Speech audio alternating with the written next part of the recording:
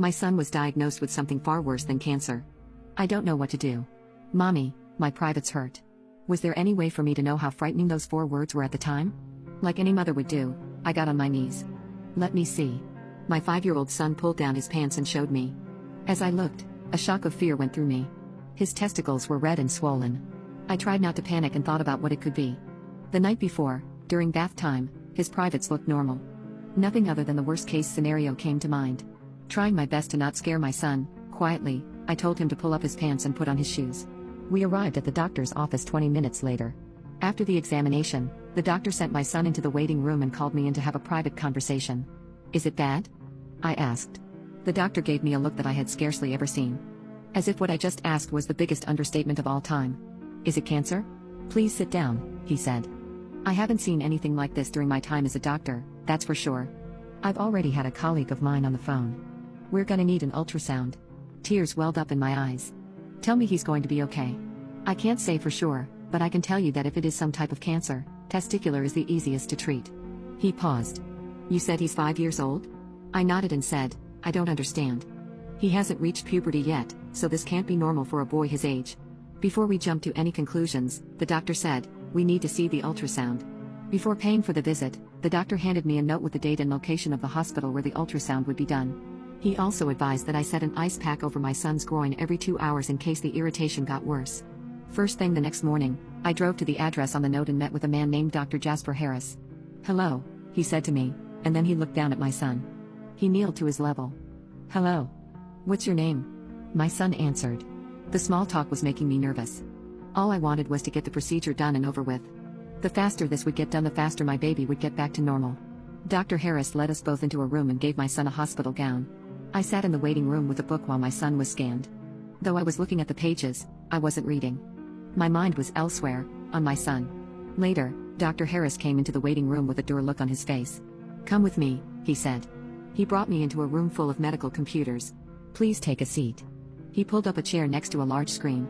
He then showed me the x-rays. Oh my God, I said and covered my mouth. The x-rays showed 2 testicles that were larger than any you'd see on a grown man. Both of them came up white on the ultrasound. Surgery must be done immediately. Dr. Harris said, I've never seen anything like this. It seems as if the tumors have encapsulated his testicles. I whimpered in the chair. A hand rested on my shoulder to console me. It didn't help. Please, I said, save my son. Nothing could be done that day because of complications due to the virus. I was lucky enough to even have gotten an appointment for the ultrasound that day, so I counted my blessings and stayed patient.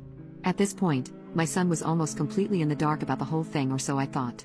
We were driving home from the hospital. He was sitting in his booster seat when he asked, Mama? I looked at his reflection in the mirror. Yes? When we die, do we go to heaven like Grandma says? I was speechless. What was I supposed to say? And how did the idea of death get on his mind? Did the doctor say something to him? Or was there some kind of primal intuitiveness that made him aware of how severe his illness was? A single tear slipped down my cheek. I don't know, baby. He lay there on the operating table, unconscious. The surgeon and his helpers were shuffling about, preparing for the incision of the cancerous bulbs hanging between my son's legs. Of course, she denies it, and within a few days, our grades drop immensely. At the end of the grading period, our report cards show a big fat F for English. Everyone was livid. The worst part was that if you got anything below a C, you were to be moved to lower level English at the end of the semester. Between the 0 from the paper that carried almost half of our grade and only a few weeks remaining in the semester, almost half of the class was doomed to fail out. Now, most of the students were happy with having to leave her class. There was not much they could do. But I was careful. Remember the teaching methods I mentioned above?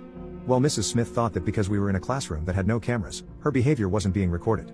She was dead wrong. From the second week on, I started recording audio on my phone every day from the moment I walked into the class to the moment I left. Every day. I caught every single one of her personal attacks of students on tape. When she fell asleep, I pulled out my phone and recorded her. My pleas for help to improve and her refusal to help weren't left out either. Every day, I would go home, cut the audio to keep the good parts. And every day, my collection of dirt on her grew. And remember how I said we used Turnitin.com as well as paper?